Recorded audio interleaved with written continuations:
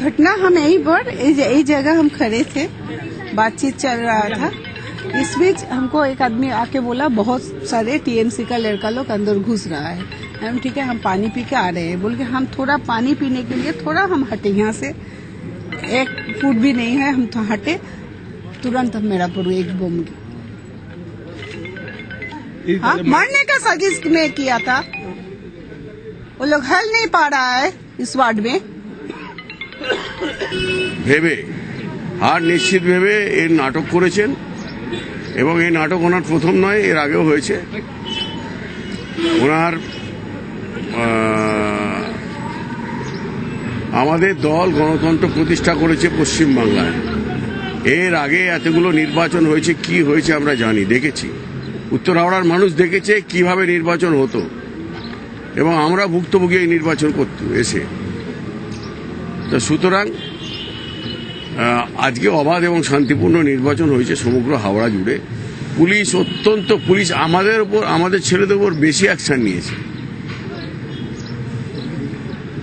আমরা একটা গোটা সমগ্র হাওড়া জুড়ে একটা শান্তিপূর্ণ নির্বাচন হয়েছে।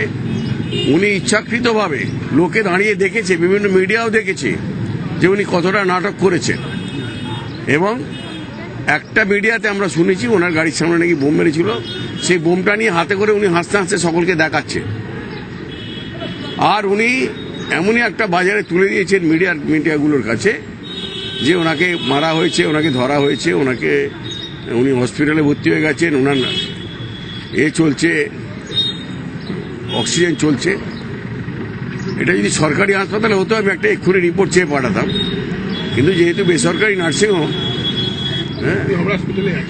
হাওড়া হাসপাতালে আছে, আমি হাওড়া হাসপাতাল থেকে রিপোর্টটা চেয়ে পাঠাচ্ছি। ওনার কি কোন জায়গায় অসুবিধা হয়েছে আমি নিশ্চয়ই জিজ্ঞেস করবো। এবং যদি কিছু হয়ে থাকে ওনার আসল আমি যদি হেরে যাবো জানি, এতদিন আমি রাজ করেছি, হঠাৎ হেরে যাচ্ছি, অটোমেটিক্যালি মন খারাপ হয়, শরীর খারাপ হতে পারে। সেরকম যদি হয়ে থাকে সেটা ডাক্তার চিকিৎসা করে ওকে সুস্থ করবেন। আমি ওনার সুস্থতা কামনা করি। উনি ভালো থাকুন, উনি তাড়াতাড়ি সুস্থ হয়ে ফিরুন। সকলে মিলে আমরা হাওড়াকে এগিয়ে নিয়ে যাই।